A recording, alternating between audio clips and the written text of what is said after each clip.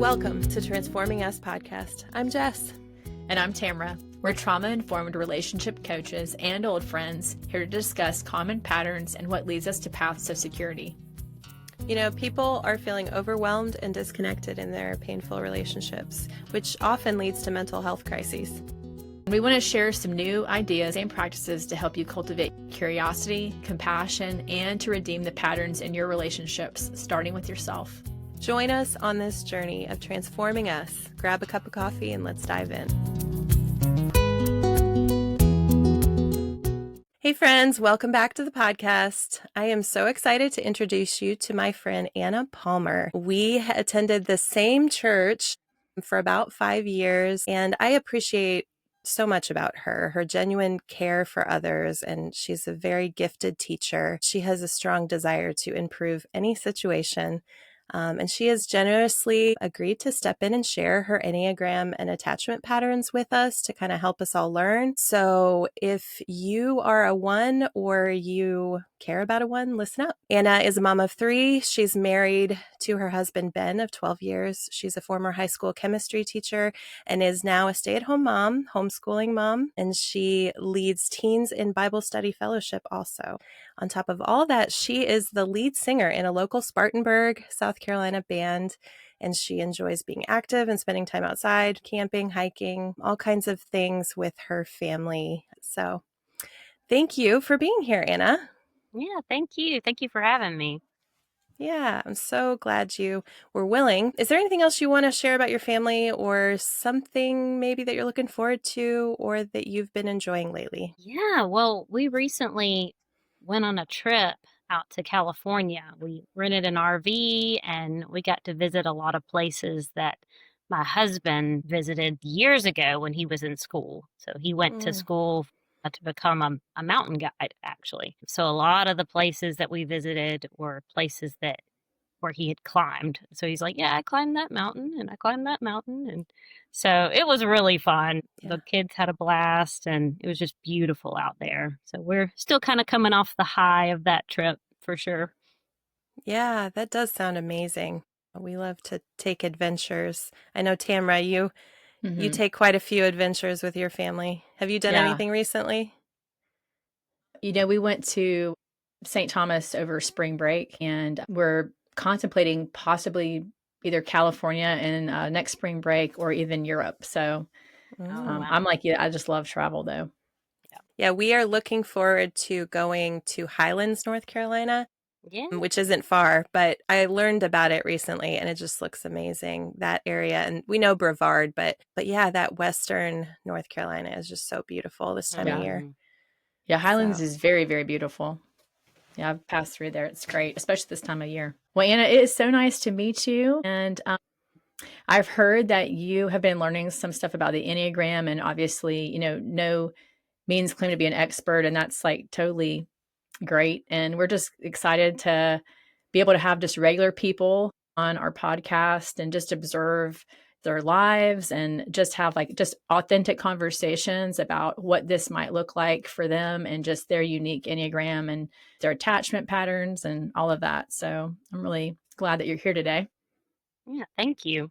Yeah. And so I guess I'll just kind of start with the first question, but it's basically, you know, how long have you known about the Enneagram tools and attachment, and what has caused you to want to understand more about your patterns? Well, I probably learned about the Enneagram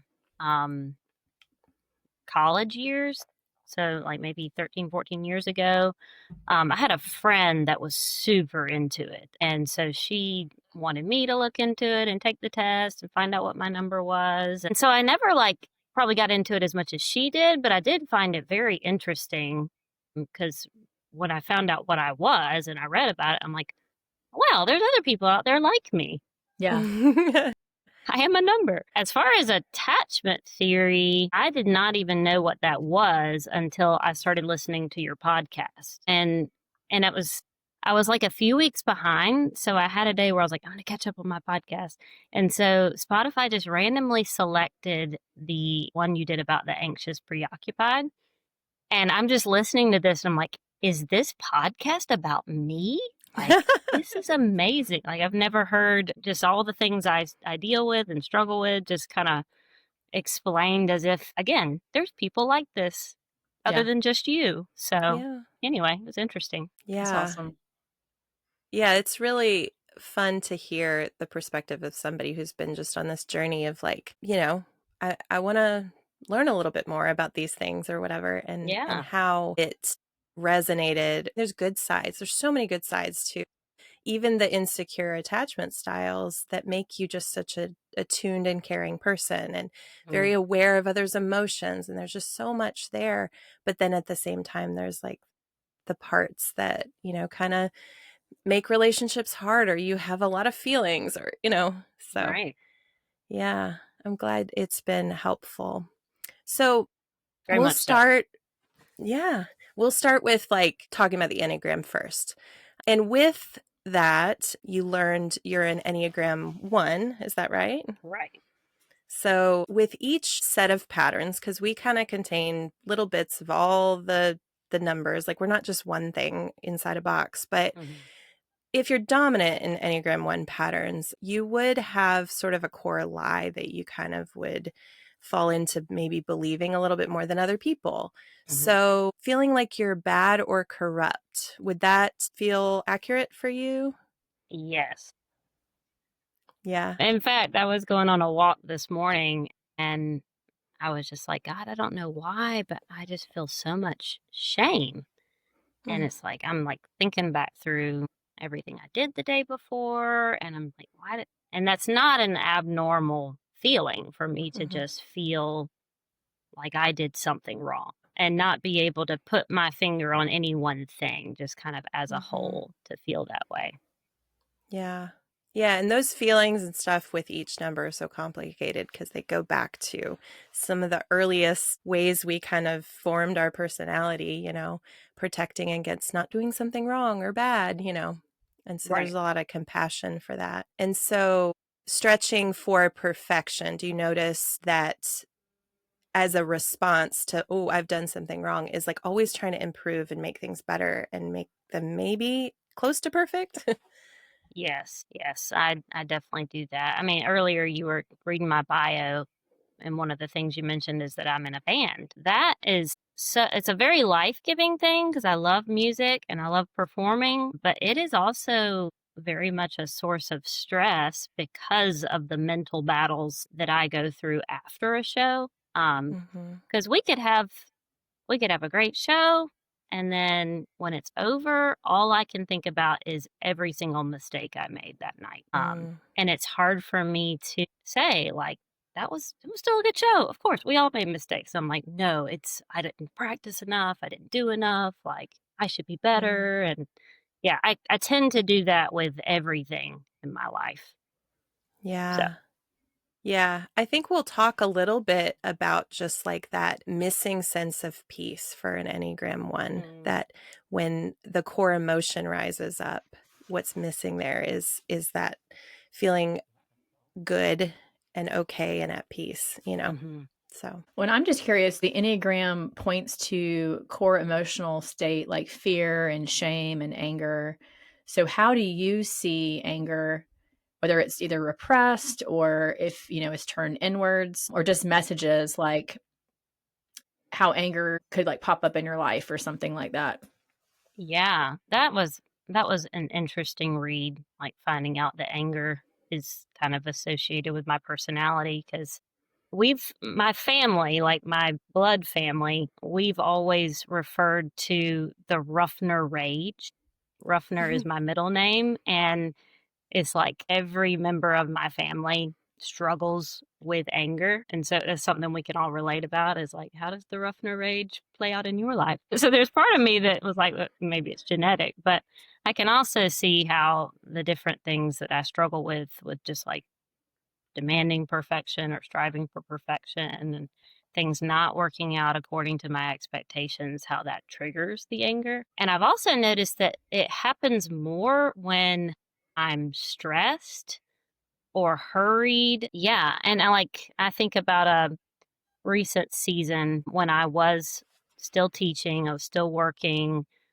The kids had all their extracurriculars, and I was just really struggling with anger. And I actually asked my husband to buy me a punching bag for Christmas because I was like, I need something to get this rage out so I don't like yell at my kids. So, yes, I definitely see anger popping up in my life for sure. Yeah. Yeah, I love that you are using a physical like outlet to deal with the anger because as an a one, you are in the body center. So, Hmm. anything physical is going to be a great resource to go for a run or, punch a punching bag or Yeah. just like I don't know. Like I share with people sometimes literally just like humming or like you're a singer, Hmm. singing. So good for Yes. yeah. Yeah. Exercise has definitely been an outlet for me. And I can tell when I haven't that day, like I'm more uptight. So my Mhm. husband says I'm like a dog. I have to be run Yeah, so go that for I a can get walk. it Yeah. all out. Yeah. Yeah. That is awesome. So with the anger, you have sort of this belief that's driving your thoughts, feelings, and behavior, and along with the kind of that core message of like, I'm bad or corrupt. The anger actually, I don't know if you said it like this, but for most ones, it's turned in on themselves and it looks like a self critic. Yeah. So could you say anything about like, if that or for you, it's different for everyone, depending on Hmm. subtypes and things like that. So, do you see it going more inward at yourself? Do you feel like you're perfecting and wanting things to be better, like out in the world around you or others? Like, how does it play out? It's definitely more directed at myself. I mean, I can definitely see how I put expectations on the people I love, especially and when I do that and I recognize like I'm putting those unrealistic expectations on them and I'm hurting them as a result of that, that makes me angry at myself because I'm like, Mm, I can't, why do I do this? Why do I judge the people I love? And why do I struggle so much to show them grace? And I guess I feel trapped in those instances. Like, this is just who I am. I can't change it. I can't help it. And yeah. not that I want to settle for that, but it's hard to accept that that's a struggle for me, I guess. Yeah. Yeah, I think that makes a lot of sense and that when your critic shows up it's like then that's louder than anybody else's anger or Hmm. frustration with you, Yes. because you're kind of beating yourself up. Right. So, with the Enneagram 1, you have two wings. And have you explored or gotten a chance to learn a little bit about what it looks like to have the 9 or the 2? Which one seems more like you? I listened to your podcast where you went through each of the numbers. And so I was specific because I know very little about, wings and Yeah. swinging different ways and all that. But I thought like that you do kind of tend toward the numbers next to you. So I was specifically listening for the 2 and the 9. And I would say for the 2, I very much want to help people. But the way that I corrupt that with the 1 is that I want to be recognized for helping people. And I want, Yeah. like, for instance, yesterday was Teacher Appreciation Day at school, and I volunteered to make muffins. And the muffins did not turn out how I wanted them to. They were delicious and they were beautiful, but they were not perfect. And so, like, all I could think about is, like, I wanted them to be like, who made these muffins? These muffins are awesome. And I'm like driving home from dropping the kids off, and I'm like, I've missed the point. Like, the whole reason why I signed up for this was to serve the teachers, and I have turned it into this way that I can get glory somehow. So Mm, yeah, yeah, that's yeah. that. I guess with the 9, I think about swinging into the 9 when I'm healthy. Like, I love having fun and I love just letting loose and not getting in my head about stuff. And I really only do that when I'm purposefully playing. Like, I think about this trip we just went on where the purpose of it was to play. Yeah. or going to a wedding and my husband and I just cutting it loose on the dance floor. Like the purpose of that is to play. And I Yeah. love that. But Yeah. it's like I have to compartmentalize that. I can't be that way all the time. Yeah. So, Yeah. You know what you just described actually sounds like your 7 arrow, the play. okay. Yeah. So Okay. insecurity ones go to 7 and they're just so much fun and see all the possibilities and they're Okay. optimistic. And so the rigidity of the one dominance kind of goes away.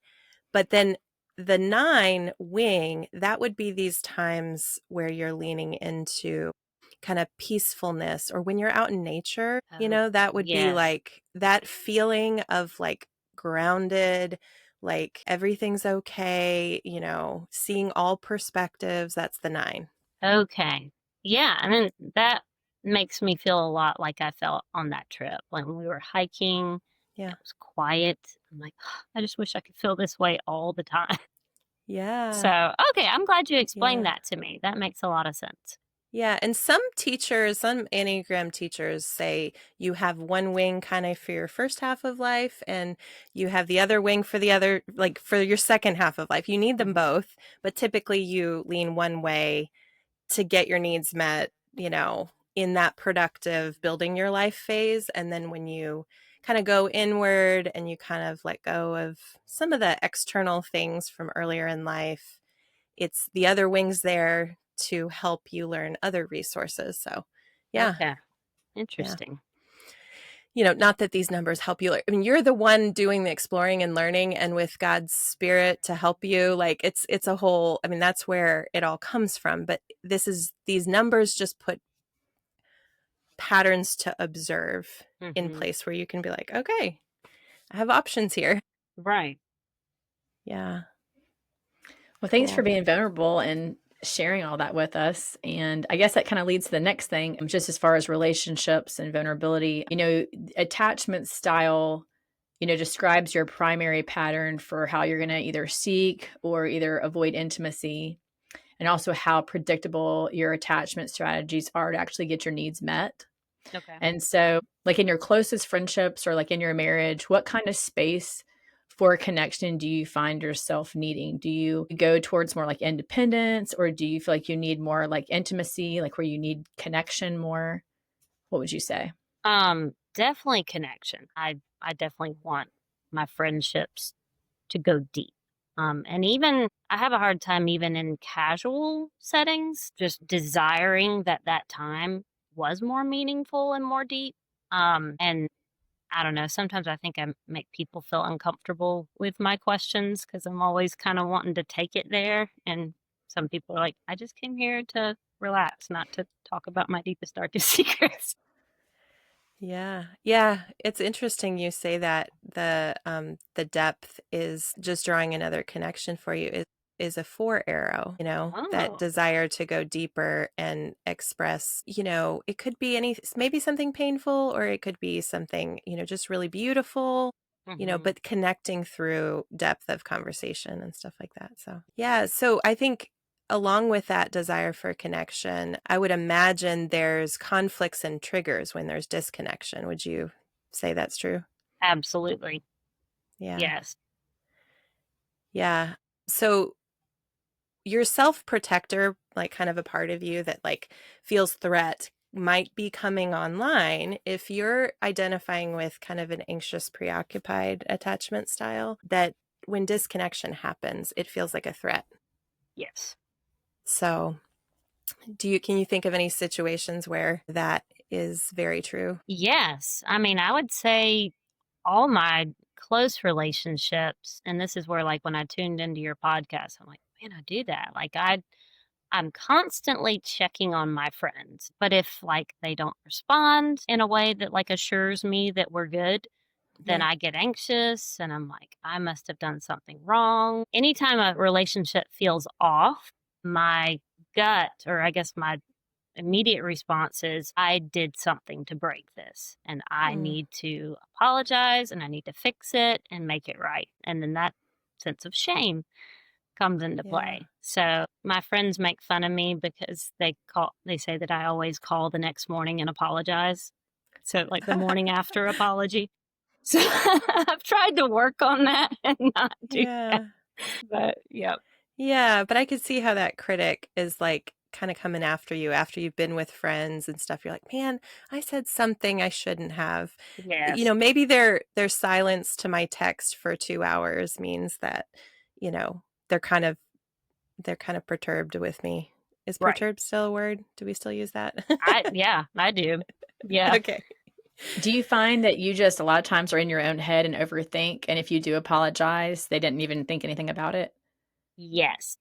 Yeah. But I will say the 20% of the time that someone was like, actually, I was upset about something. Okay. That is like enough fuel to be like, see, I need to do this every time because I never know if someone's actually upset with me. And Yeah. I don't know. My husband is very much the opposite, and he often is just like, this is all a narrative that you've made up in your head, but I know you, and if you're just going to keep circling the drain with this, then just go talk to that person and like don't Yeah. spend any more time being anxious about this. So, Yeah, another pattern that kind of plays along with this, because what we're wanting to highlight with these interviews is the interplay between the attachment style and the Enneagram number, and how, if you happen to be more of, say, a dismissive avoidant type one, you wouldn't necessarily be leaning into those relationships as heavily or trying to fix if they're upset with you. All of that would be very different, but that plays a lot into the relational aspect of how you present in certain types of conflicts and stuff like that. So the social stance for an Enneagram 1 is kind of a towards or compliant stance. So that's that, like, what did I do? How can I help you? Like, how can I fix it? I'm available. Just tell me what to do. That sort of a response. Because the other two would be withdrawing, which would be mine as a 4, sort of if I feel like there's disconnection or something. If I'm not in an anxious place as much, my dominant 4 will make me go away by myself and just be sad or something, yeah. And then the other dominant stance for 3 other numbers is assertive, or some call it aggressive, but most don't like that label. And so you fall into that, like, compliant. I'm just here, for you kind Right. of a Yeah. approach. And is there any ways in which you see that play out? I guess, do you want to share what number your husband is, if you've explored any of that stuff?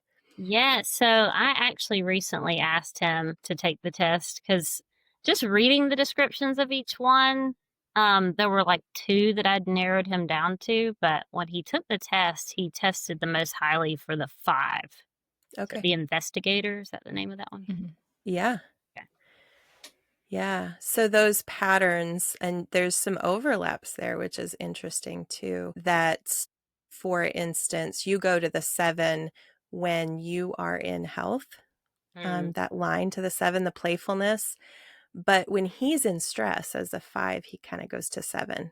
So it's more Interesting. distracted or scatterbrained, like the castle of the mind kind of place for an Enneagram 5, where they're trying to work it all out and figure it all out, and they're kind of inside themselves, not really communicating or sharing as much. When they get stressed, it's like they get all of this energy, but it's sort of disorganized energy. Does that I can feel? see that. Yeah. I mean, because Yeah. my husband's pretty responsible, but Mm-hmm. sometimes when he's stressed, he kind of wants to do spontaneous things that I would not necessarily. I'm like, "Well, let's think through this. And especially me being Yeah. kind of the more right or wrong. Like, I'm kind of used to you being that too, and you're not. So yeah, Yeah. that makes sense. Yeah. And there's some beautiful interactions, I think, between the 1 and the 5. You're both logical thinkers, and not really come at things from an emotional place. Yeah. So that would be an asset where you both probably understand each other. And I think his attachment style, whether he's more secure or more dismissive or more anxious, would determine like other types of things. But Yeah. can you think of any places where it's like, oh, we always get stuck here? I think this is a personality thing. Well, one thing, and it's funny because it was the first fight we had on our honeymoon. And it was kind of like the beginning of the end of things that we'd fight about over the course of our marriage. But I very much am a black and white, right and wrong kind of person. I do not like gray. I think Yeah. try to avoid gray. Ben he lives in the gray. He questions rules. He's like, why do we need to do it that way? I mean, even down to the way we cook. Like, I am a recipe follower, and he likes to see what we have and make something new out of it. And that's just kind of a microcosm of the way we approach life. So, the things where we're making a decision together, and I feel like, no, there is a right and there's a wrong. And he's like, I think you're being a little bit too inflexible there. That's where we tend to butt heads a little bit. Yeah, that makes so much sense. I always think it's interesting how, so often spouses can balance each other out. I'm just sitting here thinking about it's just refreshing that if we were literally all the same, how boring the world would be. And it's just, I don't know, it can make it challenging, obviously, with other people because they approach life in a different mindset sometimes, but also like just the balancing out of like, him pulling you, into like different, when you were sharing about the overthinking something you said to your friend and how he's able to balance and counterbalance that out of like, it's probably fine. You've probably just a belief that you have in your head that's not true. But Right. if you can't seem to let it go, then just reach out and, nip it and just, confront it. And I think that's like what's so cool about, when we're in a healthy place individually and our spouse, it's like, you're able to really counterbalance each other in a lot of those ways, which I think is neat. Yeah.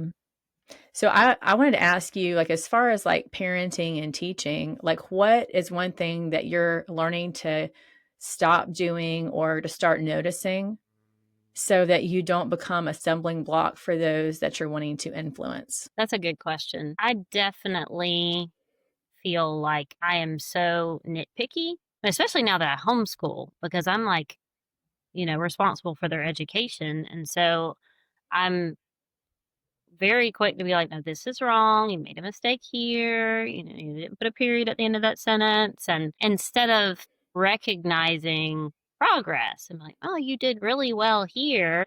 And I've noticed how you've really improved in this area, but don't forget, we gotta put periods at the end of our sentences. And back when I taught chemistry, I do the same thing. Like, especially when half your job is grading papers, all you do is mark mistakes. Like, I look back on that time and I'm like, I could have also given a little more praise when I was grading those papers or talking to a student about their work. So yes, I mean, and it's hard too because I do feel like we're called to excellence. And so like I want to teach my kids excellence, like in their chores. When I tell them to go like clean the baseboards and I kind of see them out of the corner of their eye, just kind of like, I want to be like, no, this is how we do hard work. Like, this is how we do a good job. And this is character building. So there's part of me that wants to instill that in them. But I also think about like my personal struggles with perfection and legalism. And I do not want them to struggle with that or them to feel like I can never please mom. I can never meet her standards. So I would say that's a daily battle that I face with them. Yeah. Yeah. As a homeschool mom, I'm feeling everything that you're saying, and as a 4, I have a line to 1 also. So I have a lot of 1 in me. So I can tend towards that. Nope.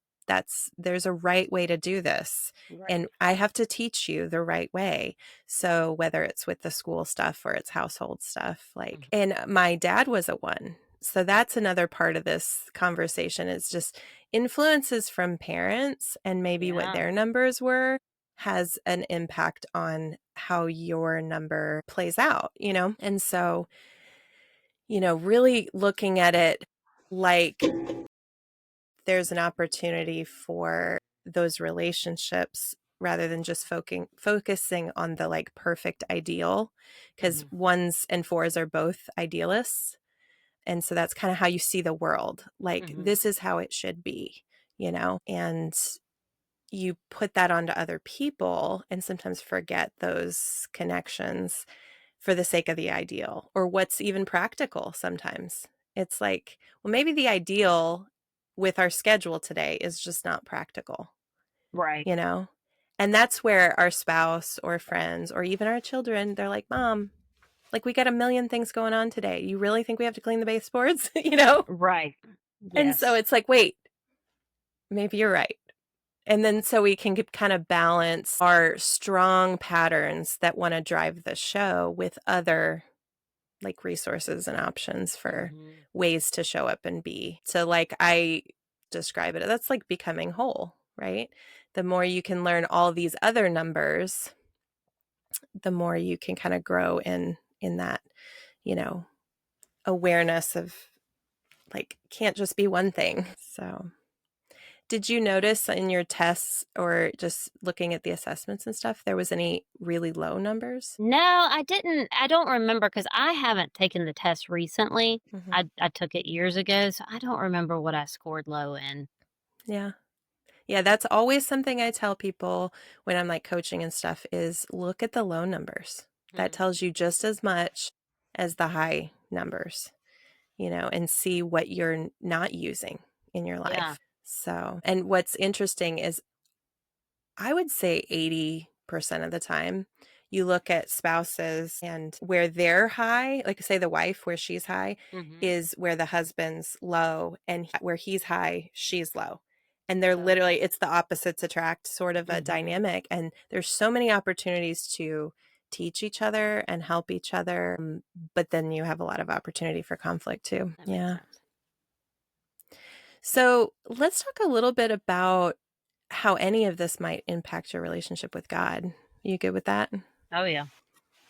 Yeah. Do you see if these patterns that we're talking about are sort of this strategy for survival, and it kind of colors the way you feel safe or don't feel safe in terms of your life, I look at it like we put on these behaviors and stuff to try to either get love or belonging or feel successful or whatever it may be. And yet sometimes we project those things onto our image of our creator. So do you see any ways that your Enneagram number or your attachment style might impact that? Yes. I mean, the first thing that comes to mind is, I think about when I was listening about the anxious-preoccupied attachment style. And one of the things you said that this person probably struggles with is fear of abandonment.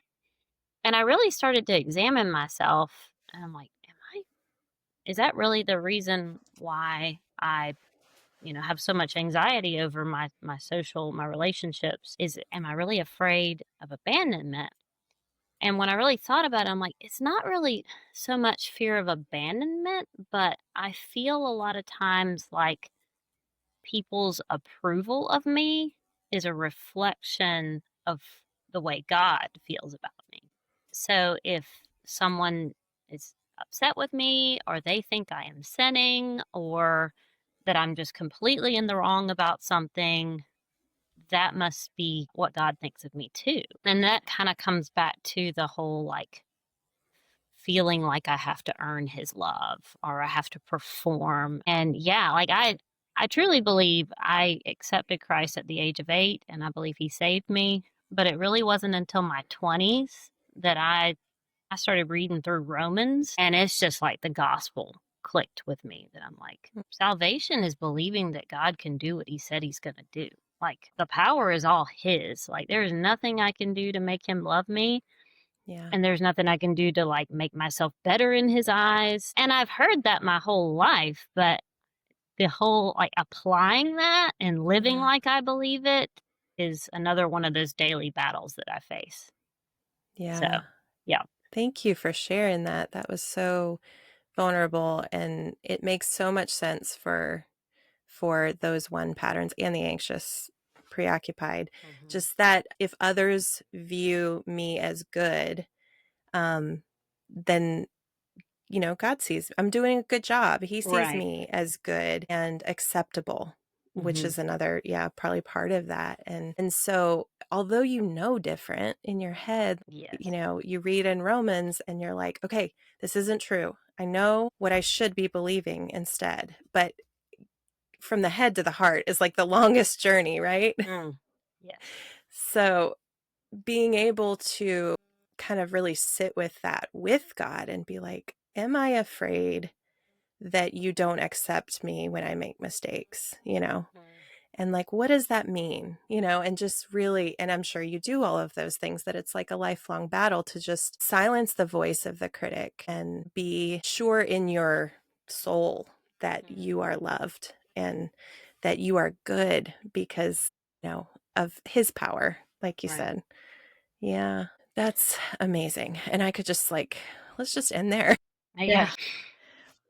Well, I did want to ask too, just, piggybacking on what you've just said, but like as far as like a challenge, when you look at your, Enneagram one number and then, your attachment style, which you've, figured out is anxious, um, like what is the most predictable relational struggle that you experience? Do you have a quick story that comes to mind where you notice this pattern that kind of recently played out in a way where you're able to notice it?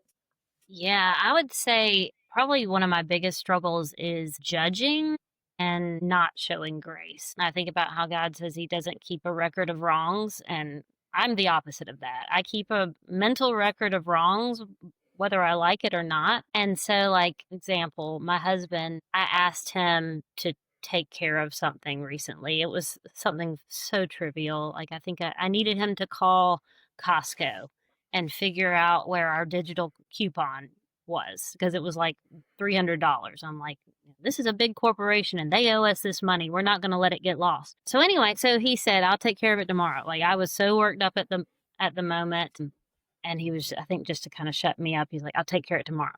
And so he didn't take care of it the next day because he was busy, and it wasn't a big deal, but it was something that I held on to. And I'm like, okay, this is another instance where you said you were going to do something and you didn't do it. And so then, like, it came up again like weeks later. And I don't even remember how it came up, but he basically was like, yeah, we looked into it and we found out we couldn't do it. And I was like, well, actually, the way it really played out is that you said you were going to take care of it the next day and you didn't.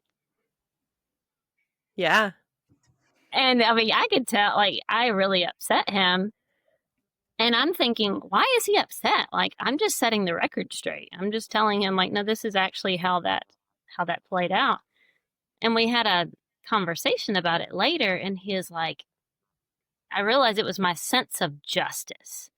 That's like, no, you got the Mhm. story wrong. This is the way it actually happened.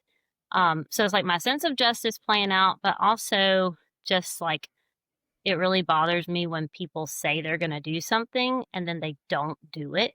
And even though that was a very small thing, I kind of subconsciously added it to like all the times he has Mhm. not done something he said he was going to do. So I would definitely like say, yeah, extending grace, being like, I've been given so much grace. Why can I not give grace to someone else? Is definitely the biggest challenge I face. Hmm. Yeah. Yeah, and definitely the one and eights, nines, and ones are in that body center where justice is huge. It's very Mm-hmm. important, and it plays really well with the aspect of trust.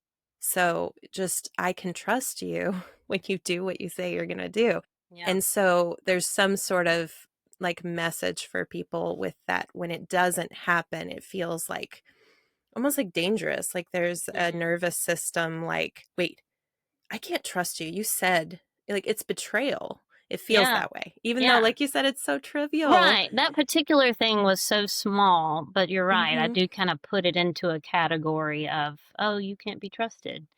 So, Mhm. Yeah, and that record keeping of knowing the people who don't do the right thing and do it when they say they're going to do it, and like mhm. they're not predictable. Yes. I don't know where things stand with us. Like I can't trust them. Mhm. And so, it's just there's so much to unpack there with that. And then also within attachment style, like with the anxious preoccupied, they're so relational. It's also like about love and connection, like Mhm. keeping commitments and things like that. So you attach that desire to care for one another to the whole thing too, Yeah. even if it's just a phone call. Like Right. a very logical Enneagram 5 is going to be like, it was just a phone call. Like it's not a big deal. Right. And you have this whole story that you've attached to the phone call that it's Yes. like, it will get you into trouble. Right. And he's like, But why didn't you say, if you really had such a problem with it, why didn't you say anything? I'm like, I didn't think I had a problem with it until it came up. Like, it's not like I've been dwelling on this and waiting for you to ask me about it. yeah, well, that's good that you're not doing that because I mean, some ones would maybe do that. So Yeah. that's Well, probably I'm a not saying healthy that I thing. haven't done it in the past, but I'm trying to grow. And that's what we're all trying to do, right? Yeah. So, as far as like when you lean too heavy into your automatic and just, more insecure patterns, what is the cost to you? Like, what does it actually prevent you from experiencing? Is it joy? Do you find it preventing you from peace or rest or just true connection? And, you know, we can see how the vice and virtue play out, as far as like anger and serenity and that type of thing. Yeah. I mean, I would say all of the above, just one of the things that I work through a lot in relationships is, okay, I feel wronged by this person. Hmm. Do I need to tell the person that I feel wronged with them, or do I just need to like let it go and show grace? And I think I analyze the verses in the Bible that talk about like if your brother's in the wrong, you need to come and like, correct them. Yeah. I probably think way too much about those verses. And it's like if it was an ongoing sin, Hmm. yes, it's your responsibility to confront them. But I feel the need to be like, no, they need to know like every time they wrong me.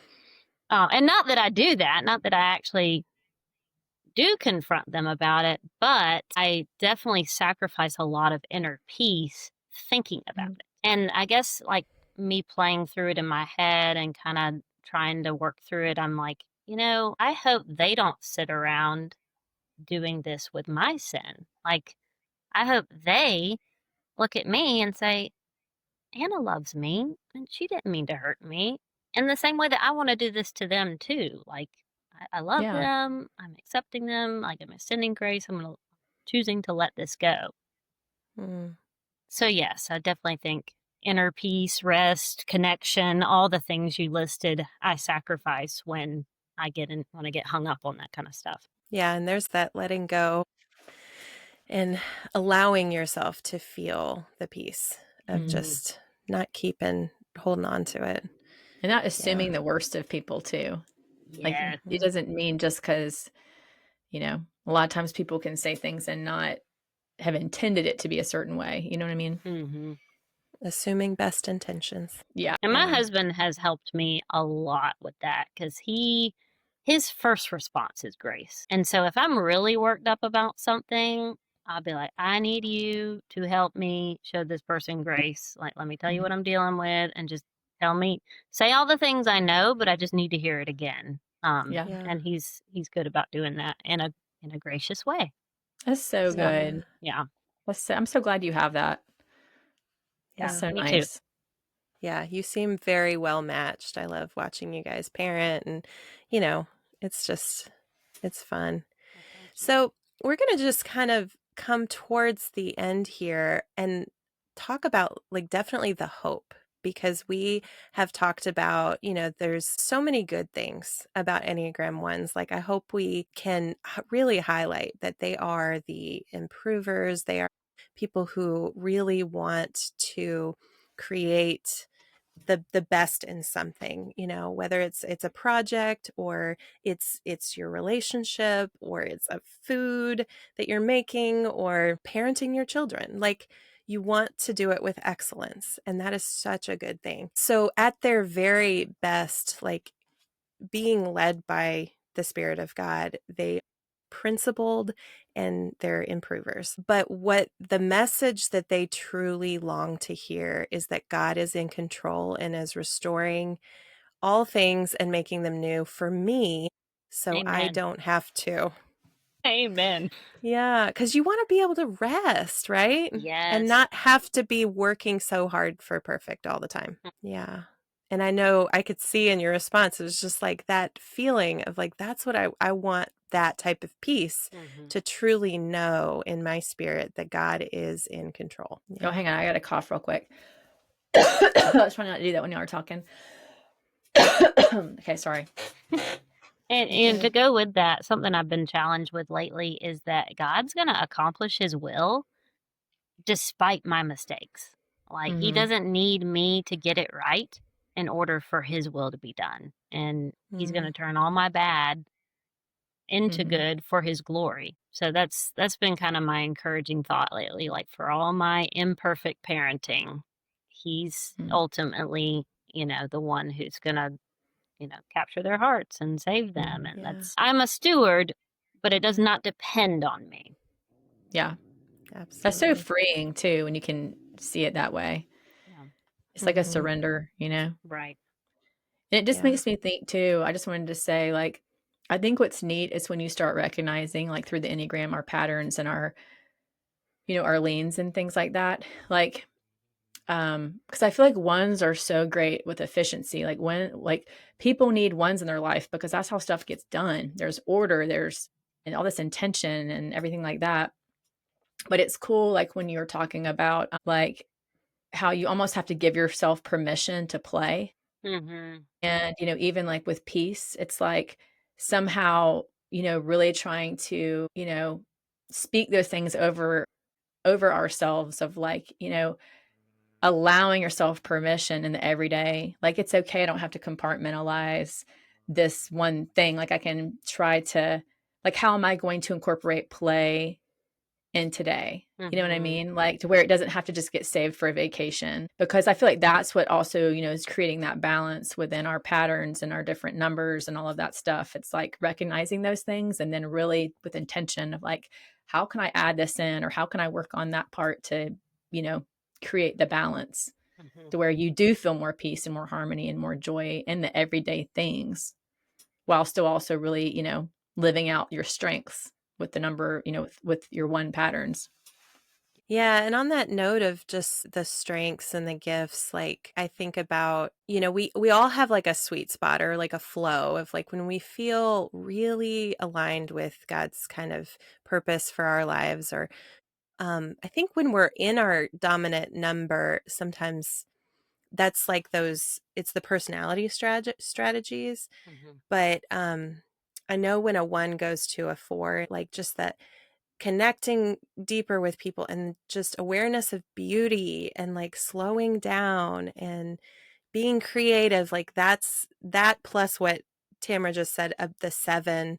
I think the 4 is where they go in stress, but you can have the higher qualities of that number, and so needing these different parts to kind of just access the things that the 1 doesn't have. Like they can be so, at times just feel very rigid and black and white thinking, but the 4 and the 7 definitely are very, very different than that. And, and what would you say your gifts look like or your purpose looks like when you're most aligned with God? I would say, like you mentioned, like I want so badly to do a good job, and it's very important to me that I'm the kind of person you can count on. That if you tell me to do something and I say I'm going to do it, you can count on me that it's going to be done and it's going to be done well. I would say if I'm able to do that from a heart of worship and not performance, that's me at my best self. Like, I don't need you to ever praise me for it and say you did a good job. Give me any kind of like feedback. If I could just do it and say, here you go, God, this is my offering of worship, and leave it there and move on to the next task. Like, that's me at my healthiest. Yeah. Yeah. I think I've heard it said before, can say, okay, it's good enough and God will do the rest. Yes. Like, yeah, I love that. So the last question for you today is, what is something that you are practicing that is transforming you in your life right now? I would have to say practicing the Sabbath. That is something, I mean, we always grew up going to church on Sunday, but that has never been something that has been a big priority in my life. And it was always like, okay, Sunday's the day that you kind of catch up on all the stuff you didn't get to do and get ready for the week to start again. And I don't know, I've just been really convicted through different readings that this is such a life-giving thing that God gave us. And we're missing out if we don't do it, but it's such a gift. So you talk about like incorporating play. I need to work on that. I probably need to make a daily time that I play, but I have at least made a day of the week where I do that.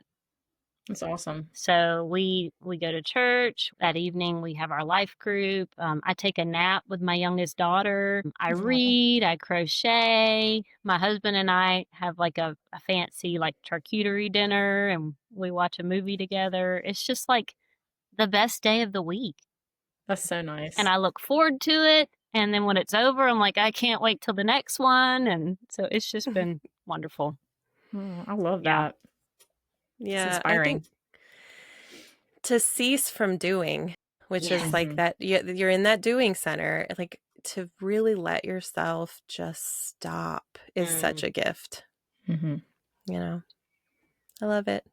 Well, I am so thankful that you were willing to talk with us today and just share from your heart and just be transparent with us, because so many will learn from this, and that's the hope, you know. And if anybody has any questions, you know, if you're trying to figure out your patterns or you're trying to understand attachment theory, you know, we're always here to help with the assessments. Those are free on our website, and Anna and her husband were able to just click and just go get them. So, well, I always close the show with a blessing.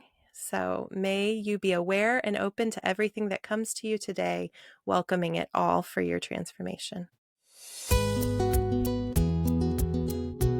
Thank you for tuning in to this episode of Transforming Us podcast.